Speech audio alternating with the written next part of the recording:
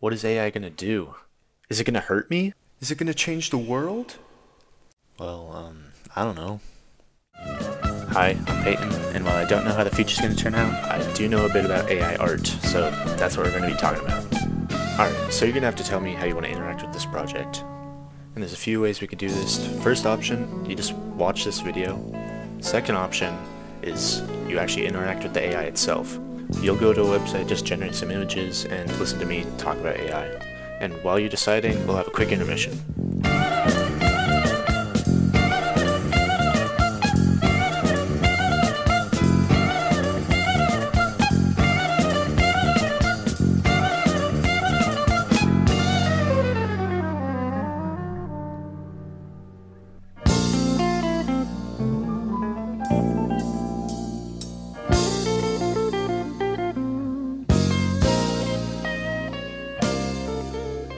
Alright, let's begin.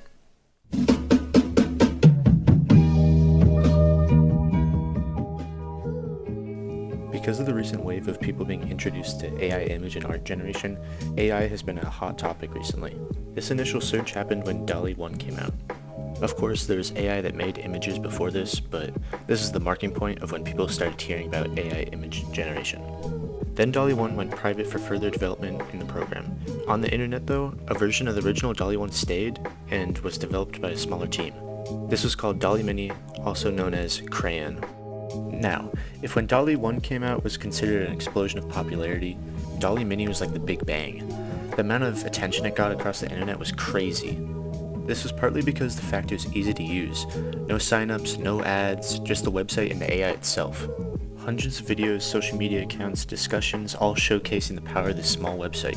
And I can't lie, this is how I found out about this AI. And the crazy thing is, it wasn't even that good. In comparison to today's standards, they are really not well made. After this though, many AI image generators started to be released. DALL-E 2 finally came out of development around a year after it was set to private, and that's where we're at right now. These AI are getting a lot of new updates and features as well, so they're only going to keep improving from now on.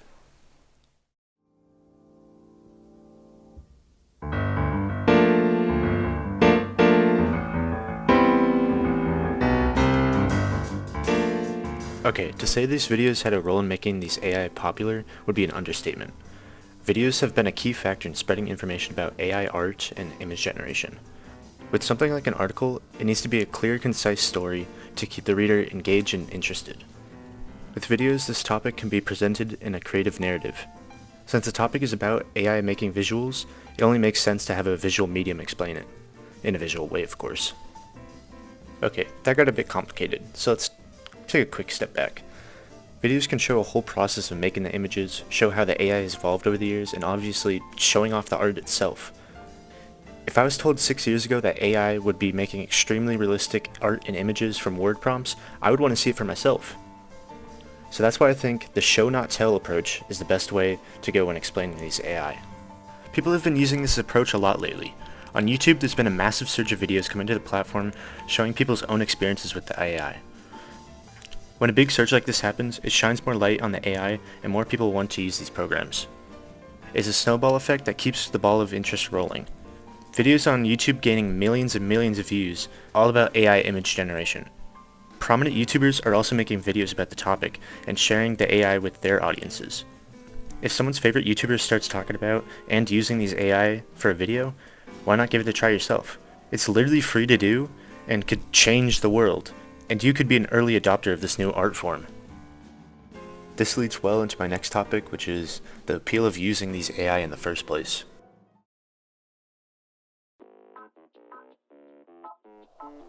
Have you ever thought of a cool art piece or photo that you just couldn't make, or find online for that matter? Well, now all you need to do is go to this website and type in what you want to see, and all the rights to the images are yours? Cut the audio. Wait, what? Now you might see where I'm going with this. It's just crazy to think about how this is real, and it's all free too. This is a great way for people to make high quality images. Also, you don't even need to use the images. It's just fun to see your ideas come to life. You can see something you've never seen before too. There's a sense of exclusivity when it comes to something like these AI. For example, when DALL-E 2 was private for a year, only very few people were allowed in. So when people's requests to join the AI started to get accepted, you feel like you have this power that not a lot of people have. Also, this has only just recently come into mainstream media. So if you're an early adopter, you feel like the AI is like a small niche of yours. Alright, and now for the big questions.